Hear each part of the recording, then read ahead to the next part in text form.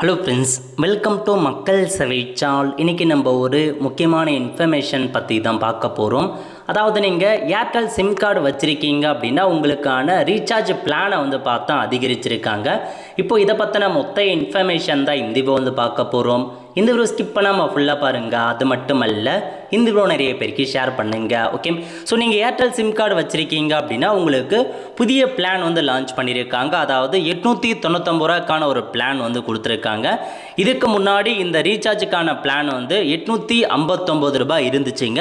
அதை அப்படியே பார்த்தா இப்போ 899 ரூபா மாற்றிருக்காங்க. 84 டேஸ் வேலிடிட்டி உள்ள ஒரு பிளானை ஸோ கிட்டத்தட்ட மாற்றிருக்காங்க. அந்த அமௌண்ட்டை ஏற்றினாலும் அந்த பிளானில் எந்த சேஞ்சஸுமே இல்லைங்க. அதே 1.5 GB per டேக்கு 84 நாட்களுக்கான வேலிடிட்டி மட்டும்தான் கொடுக்குறாங்க.